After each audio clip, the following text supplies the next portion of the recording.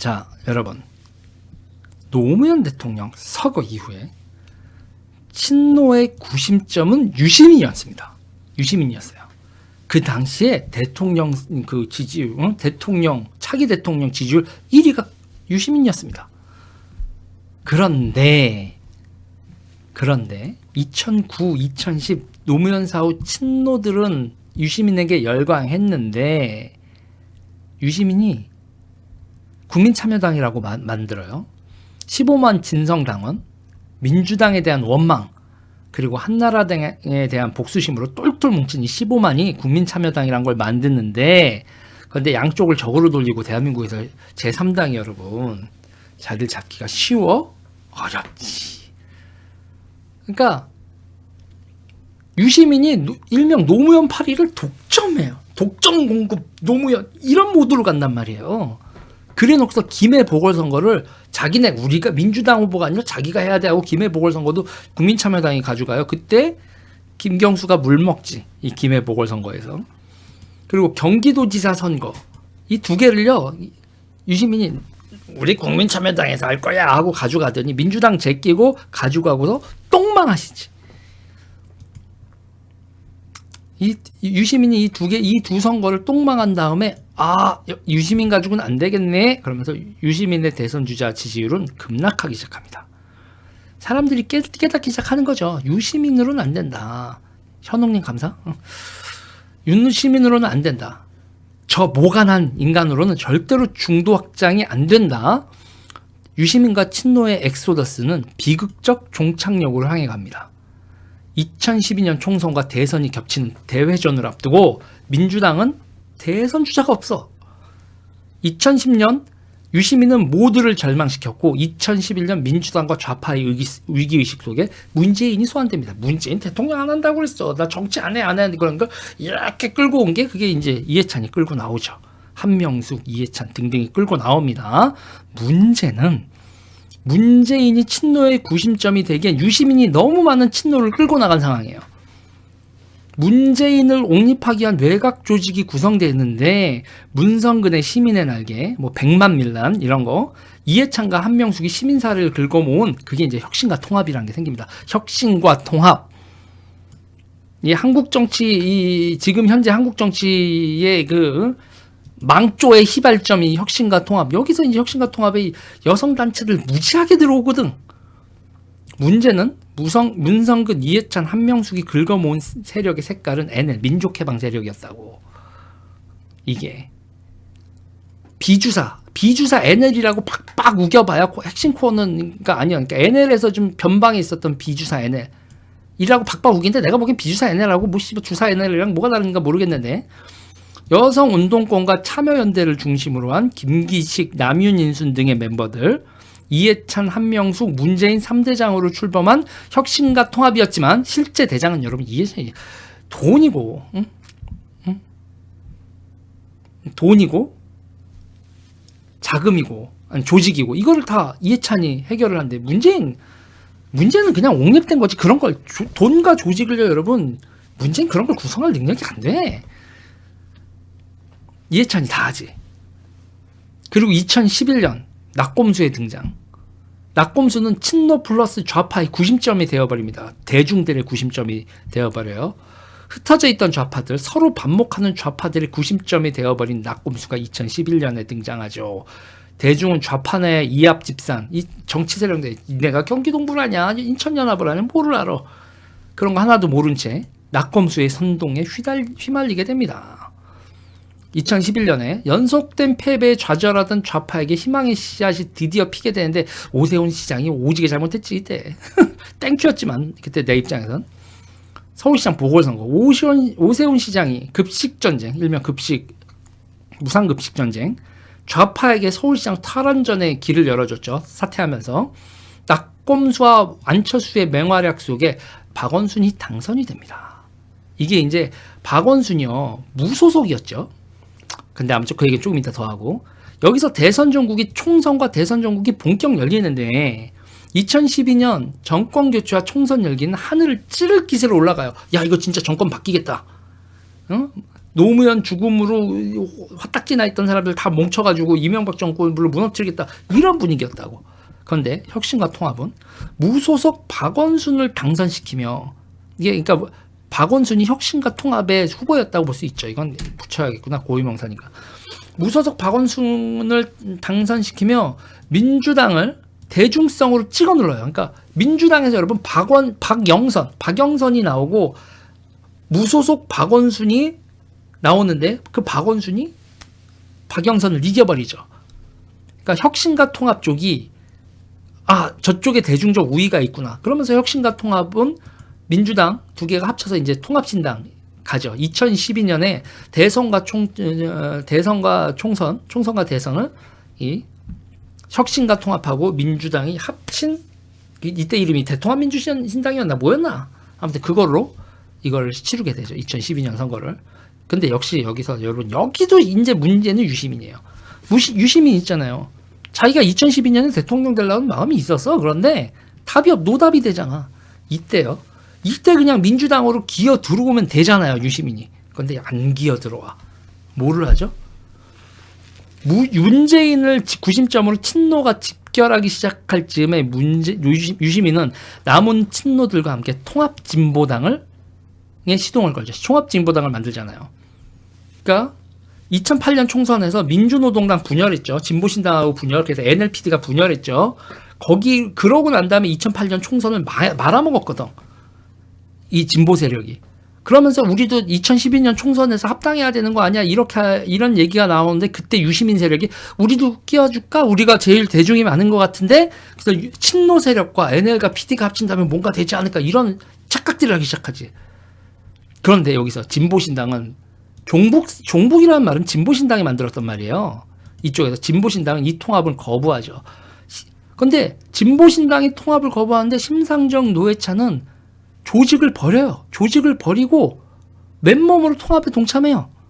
그러니까 국회의원이 되는 게 동지들과 함께하는 것보다 훨씬 더 절실했던 거죠. 나 국회의원 되려면 내 조직과 동지들 그래? 부결이야? 안 가? 그럼 나만 갈게. 그러고 심상정하고 진짜 노회찬이 맨몸으로 통합진보당에 옵니다. 좌파들, 그러니까 일명에서 PD계열을 조금 데리고 그렇게 돼요. 그러니까 유시민계 친노가 최대 다수파, 겉으로는 쪽수로는 최대 다수파인 통합진보당이 탄생하는 듯 보였으나 실상은 좀 달랐어요. 조직되어 있는 경기동부와 쪽수만 많은 친노의 합당인 거예요. 이 합당은 파멸이 예상된 통합이었다. 그러니까 통진당 대선 후보, 그러니까 유시민은 이렇게 생각했던 거라고요. 그때 아니라고 자꾸 박바욱인데 이 인간아. 그때 사람들 얘기 다 들은 얘기가 있거든. 통진당의 대선 후보 유시민이 민주당의 대선 후보 문재인, 그러니까 유시민 문재인이 이렇게 여러분 단일화를 하려고 했었어. 그런 꼼수를 머릿속에 올렸는데 안 되지. 유시민의 로드맵은 애초부터 가능한 게 아니었다니까. 2012년 총선 부정 논란 속에 통진당은 다시 한번 깨지게 되고 통진당 대선 후보는 여러분 이정희가 되죠.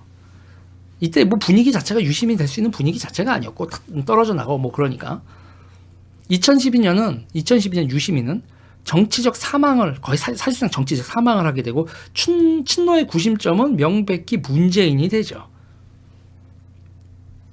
그리고 2012년 이들은 패배합니다. 자, 2012년의 패배는 혁신과 통합 세력을 위기에 빠뜨리게 돼요. 혁신과 통합 그리고 낙곰수를 향한 책임론이 거세게 올라옵니다. 니네 때문에 졌어. 이거 누가 그러겠어요? 손학규 뭐 이런 분들, 정세균 이런 분들이 야 니네 때문에 졌잖아. 니네가 난리쳐서 문재인 졌으니까 책임져. 이런 책임론 거세게 올라오죠. 그 중심에 박지원을 중심으로 한 호남 세력이 있었습니다. 자, 호남 세력과 수도권 의원들, 그러니까 DJ맨들, DJ가 영입했던 수도권 의원들 이런 사람들을 중심으로 친노와 NL 연합인 혁신과 통합 세력에 저항하는 움직임이 시작이 돼요. 김한길이 안철수와 새정치민주연합을 출범시키며 당권의 중심은 친노에서 안철수 호남연합으로 이동을 하죠. 그런데 이때 이제 박영선 김한길 이렇게 되는데 이렇게 새정치민주연합 이렇게 출범을 하는데 이제 여기서부터 여러분 본격적으로 이해찬이 실력을 발휘합니다. 이때 이해찬이 본격 실력 발휘를 해야 되는 순간이 오죠. 이해찬은 친노를 풀 동원하고요. 통진당 해산 이후에 NL 세력까지 총동원해서 2015년 당대표 선거에서 문재인이 박지원을 이기게 만듭니다. 문재인이 박지원을 정말 간발의 차이로 이기거든요. 정말 간발의 차이로 보는데 2015년 당대표 선거에서 문재인이 박지원을 아주 간발의 차이로 이기게 만들죠. 이때부터 이해찬 상황, 전제정치의 분위기가 감지됩니다. 봤지? 야, 내가 나서지 않으면 넌 죽어, 문재인. 그리고 혁신과 통합, 요 세력이 무너지면, 안철수 저쪽하고, 안철수 박지원 이거를, 야, 내가 나서주니까, 이게 여러분, 이게 전제정치. 근데 문제는, 이때의 이해찬이 이래라 저래라 하는 정도가 좀 심해. 그리고, 이 꼴 안 보고 안철수 탈당, 국민의당 탄생, 그리고 호남을 적대시한다, 호남 홀대로 나오면서 여러분 2016년 총선 분위기 보세요. 문재인 죽여라 이런 게 나오잖아요. 그때 이 분열의 끝을 달리는 국면에서 문재인은요, 당대표직을 던져요. 이거 문재인이 이해찬 뿌리치는 과정이란 말이에요. 김종인 비대위 체제로 가면서 김종인은 문재인의 의지대로 이해찬을 컷오프 시키고 당에서 축출합니다. 이게 있잖아요. 이 사건이 이해찬과 문재인을 돌이킬 수 없는 사이로 만들어버려요. 네. 이게 이제 이 문재인 정부의 핵심이에요. 이게 이해찬과 문재인의 갈등. 자, 이해찬은 더욱더 통진당 자녀 세력 및 시민사회 세력과 결합하게 되고 이재명과 크로스오버하게 됩니다. 그리고 이후에 탄핵 정국이 벌어지는데 민주당이 탄핵이 여러분 당론이 아니었어요. 그 손학규계나 이런 쪽도 있고 그래가지고 이제 탄핵이 당론이 이렇게 쉽지 않았습니다. 그런데 이때 탄핵이 당론이 아닌 사람들을 다 밀어내기 시작하죠. 이현주 의원도 여기서 이제 손학규계로 분류돼 있다가 거의 튕겨져 나가게 되는 사태가 벌어지는 건데, 문재인은 대단히 신중한 자세였는데 탄핵의 드라이브를 건 건 여러분 이재명이었습니다. 탄핵의 드라이브를 건 건 이재명이었어요. 그때 탄핵하자고 난리치던 이재명이 사이다, 문재인이 고구마 이렇게 되는 거예요. 안희정, 문재인 등등은 탄핵에 신중한 자세였어요. 책임총리제로 가서 책임총리 그때 있잖아요. 손학규가 만덕산에서 조금 늦게 내려왔으면 책임총리가 김병준이 아니라 손학규였으면요, 박근혜 대통령 탄핵 안 당했어요. 박근혜 대통령이, 그러니까 손학규가 민주당을 탈당 안 하고 있는 상태에서 였었으면 박근혜 대통령이 손학규를 책임총리로 하면서 민주당한테 너희들한테 권력 줄게 하고 책임총리를 손학규를 임명을 했으면 탄핵은 없었던 거라고요. 그런 상황이었어요. 그런 상황이었는데 이재명이 밀어붙인 거라고요. 그리고 김병준으로는 못 막아요, 그 상황. 김병준 비대위원장이라고 할게요. 김병준 비대위원장이 그렇게 이쪽에 뭐가 없다고요. 거기서 이제 한강옥 김병준, 그러니까 어지간히 박근혜 대통령 측근들도 좌파를 모르는 거죠. 그때 내가 만약에 박근혜 대통령의 참모였다고 하면 손학규를 어떻게 해서든지 끌어들여, 손학규 책임총리로 끌어들여라, 어떻게든. 아니면 안철수나 손학규를 끌어들였으면 탄핵 없었던 거라고. 진짜 뭐 그랬던 거고. 근데 여기서 이렇게 붙어요. 아무튼 이재명 사이다 대 문재인 고구마 이렇게 붙어요. 탄핵에 신중했던 문재인하고 안희정 이런 사람들, 그러니까 이재명이, 그러니까 대중들이 열광을 해요. 이 프레임이 작동하면서 이재명은 탄핵 정국의 스타로 부상합니다. 그리고 여러분, 문재인과 이재명의 지지율이 이렇게 막 겹쳐버리는 상태까지 쫙 가요. 사이다 그러면서 탄핵 정국 확 주도하고 이러면서, 그때 이재명이 여러분 그때 낙검수가 아니라 파파이스인가요? 거기서 여러분 되게 인상적인 게 있었어요. 저는 정권 교체되면 조지고 시작하겠습니다. 그러니까 거기 있던 대중들이 와 그러면서 조지고 시작하겠습니다라는 이재명의 그 발언이 여러분 그 당시에 이 좌파들 사이에서 어마어마했어요. 그래서 이재명 연호하고 난리도 아니었죠. 그러면서 이재명 사이다, 문재인 고구마 이러면서 이게 둘이 겹친다고요. 이렇게 크로스오버가 발생하고 이동영, 김어준 등등이 이 둘 사이에서 중립적으로 어느 한쪽 편을 안 드는 상황이 되죠. 상황이 벌어져요. 스피커들도 이기는 편 우리 편 분위기로 가고 어떤 좀 편을 들지 않는데 이때 뜬금없는 인간이 등장을 하지. 뭐 UBC도 있었고 뭐 정치신세계도 있고 하지만 그때 진짜 이 상황에서 이재명 박살내고 문재인 지지를 올리고 이재명 지지를 확 떨어지게 난리 버거지를 치는 게 내 스스로 얘기하기가 민망하지만 이때 있잖아요. 유튜브라는 걸 사람들이 이때 몰랐어요. 정치 평론이도 없고 그러니까 팟캐스트만 알지 유튜브 몰랐는데 갑자기 유튜브에서 어떤 놈이 뭐라고 하는데 얘 한번 들어봐 하더니 민주당 당원 사이에서 이때 그러면서 제가 이재명과 경기동부, 이재명과 주사파 그거를 얘기를 쫙 하면서 이건 안 된다, 이건 틀어 막아야지. 그래서 그때 한 방에 골로 간다니까. 이거 기억하는 사람들은 기억해. 그래서 제가 친문들 대깨문들의 대깨문 차트 넘버 1 스피커가 되는 순간이 벌어지지. 자, 이러저러해서 집권했습니다. 이제 지금 얘기하려고 한 건 그게 아니고 이게 왜 망했는지를 얘기해야 되니까. 문제는 문재인과 이해찬의 갈등은 극을 향해 가게 돼요. 이제 집권을 하고 나서. 근데 제가 보기엔 이 모든 원인을 제공한 게 유시민이에요. 유시민이 친노 대중을 주사파하게 꼬라박고 정치적으로 무의미한 존재로 만들어버리지 않았으면 친노 대중이 그렇게 되지 않아서 주사파랑 맞설 수 있는 세력으로 정치화를 했어야 되는데 유시민이란 대장을 만나서 흐지부지 된 거야.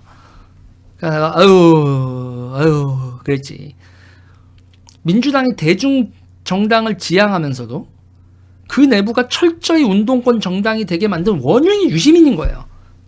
시민들 다 끌고 나가서 삽질하다가 폐잔병 만들어서.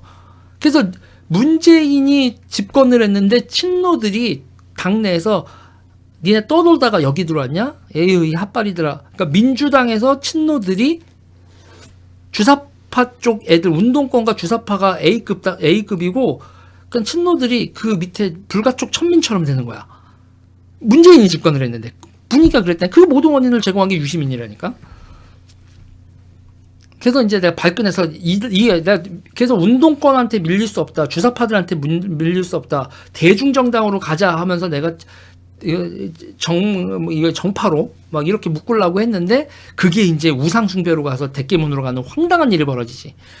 그때 이제 제가 한 2,000명 정도를 조직을 하고 막 이랬었는데 그러면서 저를 이제 말려 죽이기 위한 사방팔방으로 해서 와 그때 받은 스트레스 보면 참 어이가 없어서.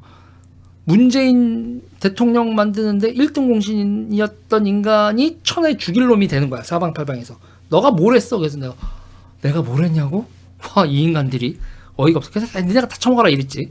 아무튼 노무현이 간절히 원했던 깨어있는 시민은 유시민에 의해 광신도로 전락하게 돼요. 정치적인 각성은 하나도 되지 않지. 아지테이션이란 말은 여러분 그냥 선동을 아지테이션, 운동권 용어예요. 아지테이션 그러면 그게 선동이란 말로 알아들으시면 됩니다. 아지테이션의 대상이기만 한 대중, 친노의 몰락이죠. 이게 이렇게 돼요. 결국 문재인은 조직적 기반이 없는 대통령이 되었고 주사파에게 완전히 포위된 대통령이 돼요. 심지어 여러분 문재인의 제일 부속실이죠. 제일 부속실자 조한기인가? 임종석 같이 친구 막 이렇게 돼서 문재인의 일거수일투족인가요? 거기 지금 전부 다 얘네들이 모니터링이 되는 사태가 벌어진다니까? 완전히 감옥에 갇힌 거야. 그리고 이 문재인을 포위한 주사파들의 대장은 이해찬이었는데 정확히 말하면 대장이라기보단 주사파를 끌어들인 인간이었죠. 그게 말은 안 듣거든. 이해찬 말은 안 듣는데 이해찬하고 뭐 주실래요? 이해찬하고는 다 거래야. 이해찬을 대장으로 생각하지 않기 때문에 이해찬은 다 거래죠. 근데 주사파들 왕창 끌어들여서 거래를 계속 트는 거예요.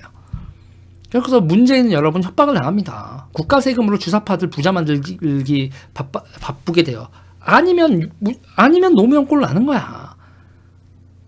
국가 세금으로. 보세요 여러분. 노무현을요 무슨 보수가 무너뜨려. FTA, 송전탑, 평택기지, 강정기지, 이라크 파병 이걸 가지고 주사파가 무너뜨렸잖아. 주사파들이 노무현을 무너뜨리고 그 자리들을 자기들이 먹겠다고 그랬거든. 친미 노선 할 때마다 끊임없이 주사파가 갈등하고 난리치고 그것 때문에 그냥 주워 먹었죠 보수가. 문재인은 주사파 욕을 다 들어줘. 지방정부와 중앙정부가 합심해서 주사파에게 사탕을 물려주고 그들의 협조를 구하는 나라. 그게 문재인의 대한민국이었다고. 문재인은 시작부터 좌우로부터 포위된 대통령이었는데 문재인은 그 포위된 상태에서 주사파로부터의 포위는 풀고자 했던 거야.